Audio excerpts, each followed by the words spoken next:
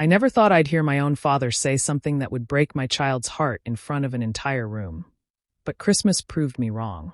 Stick with me while I share what happened that night, because I still hear his words every time December comes. I was halfway through pulling out the chair when my dad's voice cut across the dining room. "Not there," he said, like he was correcting a small mistake. "That seat is for my real grandkid." The fork in my hand slipped. The room went silent, the kind of silence that feels loud inside your head. Even the Christmas music from the kitchen sounded wrong. My daughter Lily stopped walking. Her hand was still wrapped tightly in mine. I felt her fingers squeeze harder, not understanding yet, just sensing something bad had happened. My stepmother Carol kept staring at her plate. My brother Ryan suddenly became very interested in his phone. No one spoke. No one defended her. My dad didn't even blink. Lily looked up at me with wide eyes and whispered, "Mom, did I do something wrong?" That question hurt more than his words. I knelt beside her, brushing her curls back gently. "No, sweetheart," I said, trying to keep my voice steady. "You didn't do anything wrong." But inside, something cracked open. My father had known Lily since she was 3. He'd watched her learn to read, lose her first tooth, cry after nightmares. I adopted her on my own after years of waiting and paperwork. She was my daughter in every way that mattered. But at that table, none of that counted. Carol finally pushed a folding chair toward the end of the table without looking at us. "She can sit there," she murmured. "There. Away from everyone else." Lily walked slowly to it, shoulders small, eyes down. I followed her, my chest tight, my hands shaking as I helped her sit. Across the table, my dad laughed softly with Ryan, already moving on like nothing had happened. That was when I understood something clearly for the first time in my life. This wasn't a mistake. This wasn't thoughtless. This was exactly who he was. And as I sat beside my daughter in that cheap folding chair, I knew one thing for certain. This would be the last time anyone made her feel unwanted. Growing up, I always felt like I was temporary in my own family. After my father remarried, everything shifted. His new life became the real one. I was just the leftover piece from before. I learned early how to stay quiet, how not to ask for much, how to be grateful for whatever attention I got. I used to joke that I was his practice daughter, the one he learned from before doing it right the second time. When I became an adult, I told myself it didn't matter anymore. I had my own life, my own home, and eventually I had Lily. Adopting her wasn't easy. It took years of paperwork, interviews, home checks, and waiting. I went through it all alone. Her biological parents never came back for her, and I promised myself that if she became mine, she would never feel unwanted again. The day the judge said she was officially my daughter, I cried harder than I ever had in my life. My father didn't come. He said he was busy. After Lily joined my life, I tried again with him. I sent photos, holiday cards, school updates. He replied late, if at all. When he visited, he brought gifts that felt rushed, like they were bought on the way over. Still, I kept trying. When Christmas came around that year, he called and said, "Let's start fresh. Family should be together." Those words filled me with hope I should have known better than to trust. I imagined Lily laughing with her cousins. I imagined my father seeing her the way I did, bright, kind, eager to belong. I told myself people could change, that maybe time had softened him. Lily was excited for days. She helped me wrap small gifts. She practiced saying thank you politely. She asked what my dad liked to eat so she could be extra good. That should have been my warning, because love shouldn't require being extra good to be earned. On the drive to my father's house, I felt nervous but hopeful. I told myself this was a new chapter, that maybe I wasn't the practice daughter anymore. I didn't know then that I was walking back into the same old story. Only this time, my child was standing beside me. Dinner continued, but nothing felt normal anymore. Plates were passed. Food was served. Someone turned the volume up on the music, like it could fix what had already been broken. Everyone acted like my father's words had never been spoken. Lily sat on the folding chair at the end of the table. Her feet didn't even touch the floor. She kept her hands folded in her lap, quiet in a way that didn't feel natural for an 8-year-old. I sat beside her, my body tense, my appetite gone. My father started talking about work, laughing loudly. Carol nodded along. Ryan finally looked up, but not at Lily, just at his plate. No one said a word. Not one person said her name. As the meal went on, the table felt smaller and smaller, like it was slowly pushing us out. When Lily reached for the bread basket, my father said, Careful, that's for everyone. When Evan dropped his fork, my father chuckled and said, "Boys will be boys," before standing up to grab him a clean one. Lily whispered, "Sorry," when she bumped my arm. She had nothing to apologize for. Carol offered Evan seconds before anyone else. Ryan joked about how loud kids could be, glancing toward Lily without saying her name. Each comment was small. Quiet. Easy to deny if anyone were asked about it later. That was the worst part. It wasn't one big insult. It was many tiny ones. I waited for someone, anyone, to speak up. Ryan had grown up with me. He knew what it felt like when Dad shut down emotionally. He knew what silence could do. But he said nothing. Not when Lily's chair wobbled. Not when Dad said, "Some kids just need to learn their place." Not when Lily's smile slowly disappeared. That's when it hit me. This wasn't awkwardness. This wasn't thoughtlessness. This was planned. My father hadn't slipped up earlier. He had set the tone, and everyone followed it. The folding chair wasn't a backup. It was a message. You don't belong here. I looked at Lily's face, calm on the outside but too quiet inside, and felt something heavy settle in my chest. This wasn't just one bad moment at Christmas dinner. This was a reminder of who mattered in that house, and who never would. Evan arrived late, slamming the front door as he ran inside with his jacket half open. "Grandpa," he shouted. My father's face changed instantly. The cold look he'd worn all evening disappeared like it had never been there. He stood up so fast his chair scraped the floor. "There he is," he said with a wide smile. "Come here, buddy." Evan climbed into his lap without hesitation. My father laughed, ruffling his hair, kissing the top of his head. The same man who hadn't even spoken Lily's name all night suddenly couldn't stop talking. "Look at you," he said proudly.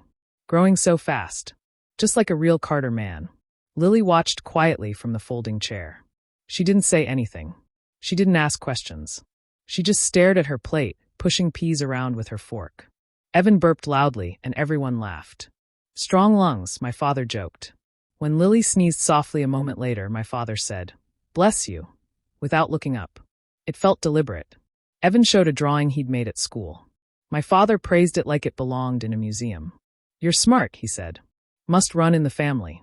Lily had brought her spelling test in her bag, proud of the A+ she'd earned. She never pulled it out. I remembered being her age.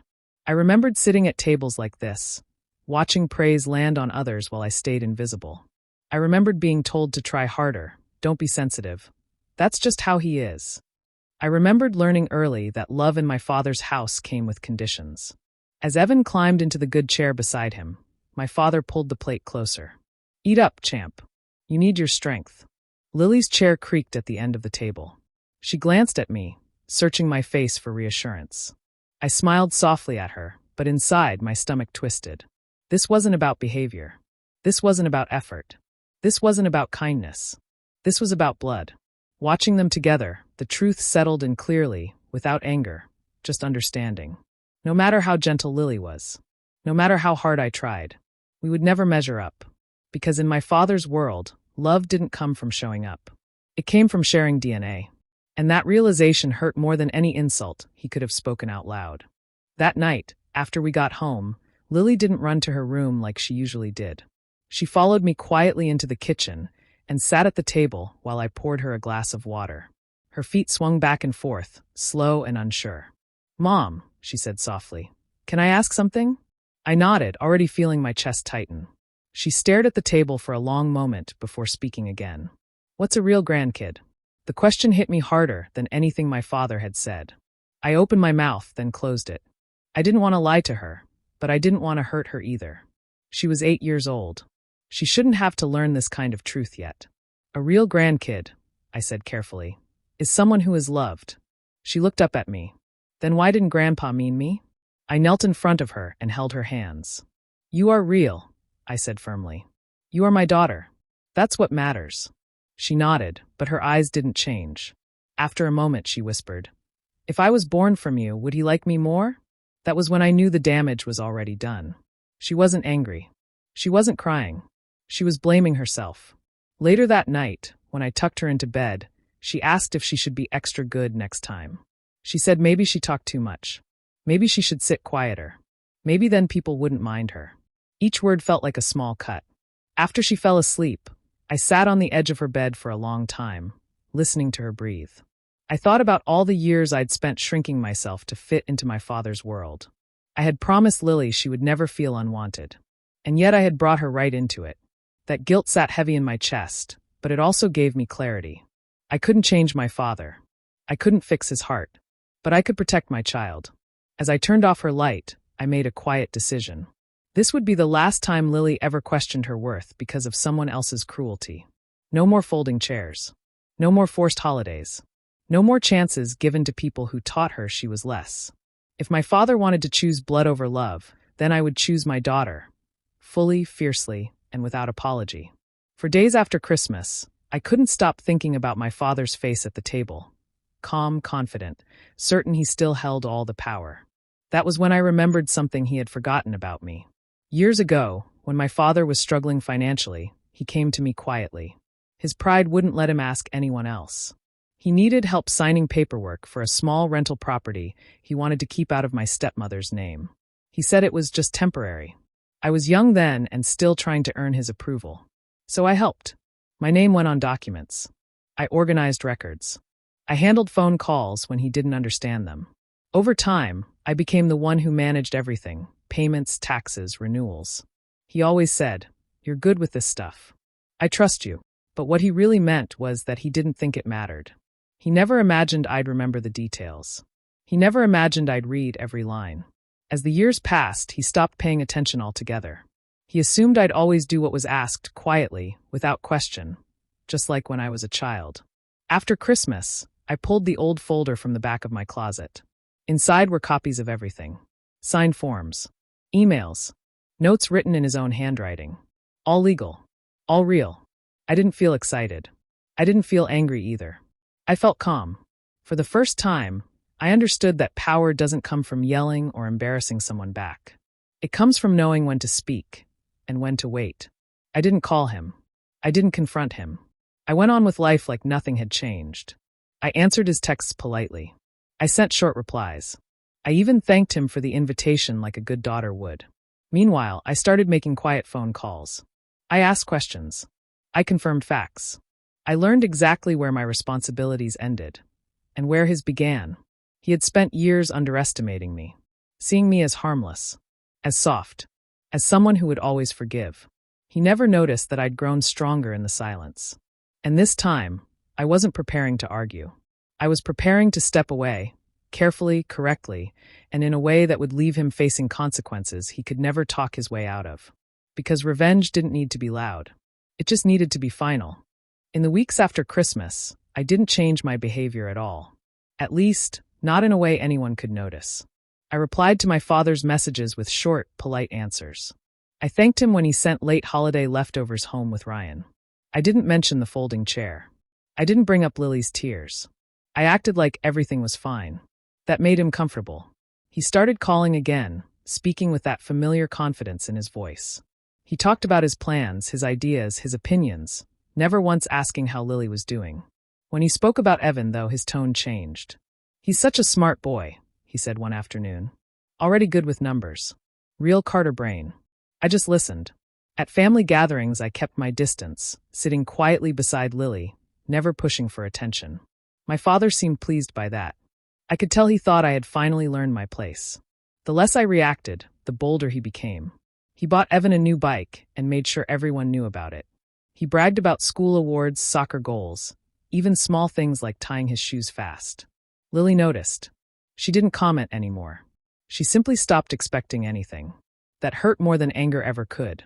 Carol started acting different. She lingered in the kitchen when I was alone. She asked softly if Lily was okay. Once she whispered, "Your dad didn't mean it like that." I didn't answer, because intention didn't matter anymore. The damage had already been done. My father mistook my silence for acceptance. He mistook my calm for weakness. I saw it in the way he spoke over me again, in the way he made decisions without asking. He believed he had won, that I had swallowed the humiliation like I always used to. And I let him believe it. I smiled when required. I nodded when spoken to. I kept conversations light and distant. Behind all of it, I stayed focused. Every interaction told me more. Every careless comment gave me clarity. He trusted me because he thought I'd never stand up to him. He believed love made people blind. What he didn't understand was that love had made me precise. I wasn't waiting for an apology. I wasn't hoping for change. I was simply allowing him to feel safe long enough to forget who held the quiet control. And while he sat comfortably in that illusion, I finished preparing the moment when it would finally disappear. The day everything changed didn't look dramatic from the outside. There was no shouting, no scene, no raised voices. That's what made it powerful. My father had invited me to meet him at a small office downtown. He said it was about paperwork, something routine. He sounded relaxed, confident, almost bored.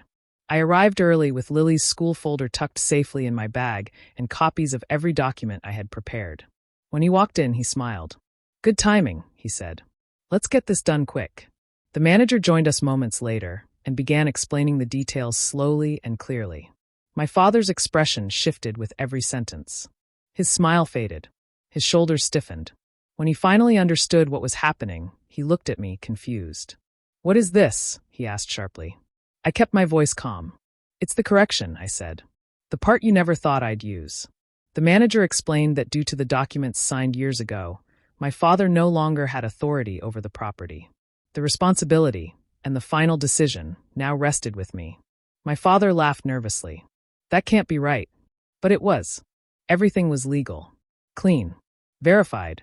He turned to me, anger rising in his eyes. "You wouldn't do this to your own father." I looked at him steadily and said the same words he once used at the Christmas table. "Not there," I said quietly. "That power isn't yours anymore." The room went silent. For the first time in my life, he had nothing to say. No yelling worked. No guilt worked. No threats mattered. The decision was already signed. The consequences weren't loud, but they were final. He lost control of something he depended on, something he had assumed would always be his. When we stood to leave, he tried one last time. "Emily," he said, voice tight, "you're going too far." I didn't argue. I didn't explain. I simply said, "I'm choosing my real family." And I walked out. As the door closed behind me, I felt something unfamiliar. Not victory. Relief. For the first time, my father couldn't move the chairs. He couldn't rewrite the rules. He couldn't decide who belonged. That power was gone. And it wasn't coming back. After that day, my father started calling more often. At first, his voice was sharp. He said I had misunderstood things. That I was being dramatic. That Christmas had gotten blown out of proportion. I listened without interrupting. Then his tone changed. He said he didn't mean what he said. He said people say stupid things sometimes. He said Lily was too young to remember it anyway. That was when I knew he still didn't understand. I didn't argue. I didn't explain how deeply it had hurt her. I didn't list all the moments he'd failed us. I refused to do the emotional work for him. He asked to see Lily. I said no. Not angrily. Not cruelly. Just clearly. "She's busy," I told him. Which was true. She was busy healing. When he invited us over for dinner again, I declined. When he offered gifts, I returned them unopened. Weeks passed and he grew quieter. One afternoon, he showed up at my door unannounced. He stood there holding a small bag of candy, the kind Lily used to love. "She should know I'm sorry," he said. I stepped outside and closed the door behind me. "She already knows who shows up for her," I replied.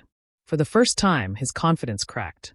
He looked past me toward the closed door, like he expected Lily to appear. She didn't.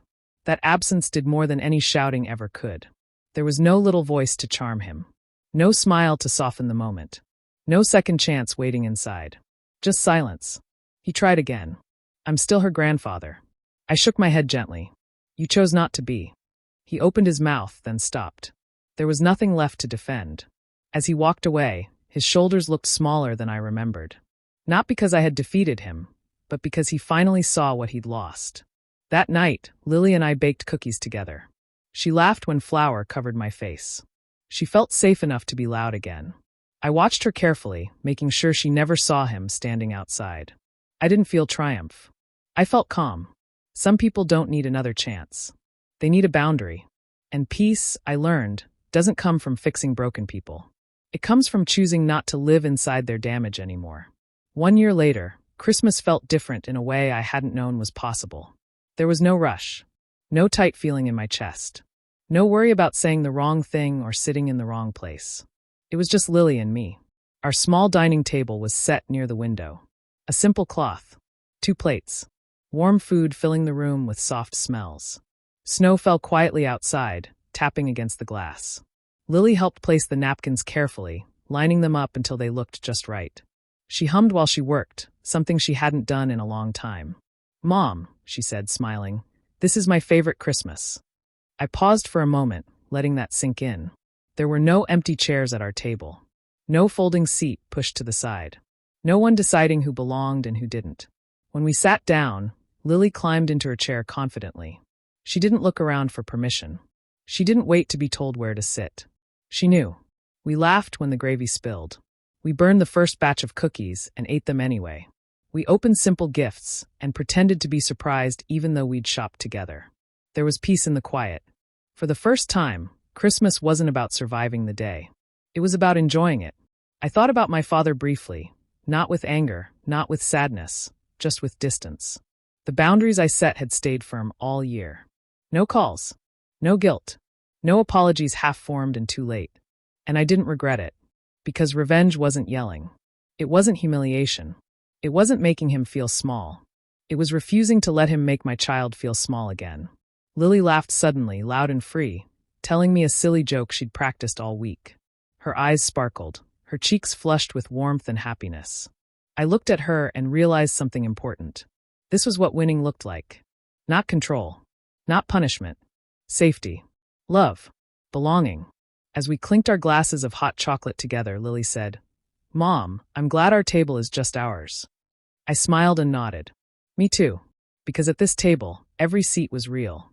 And everyone sitting there was exactly where they belonged. If this story touched your heart, remember this. Children learn their worth from how adults treat them. Protecting their emotional safety matters more than keeping toxic peace. Support our channel for more real-life lessons about boundaries, healing, and self-respect. Your kindness and awareness can change lives.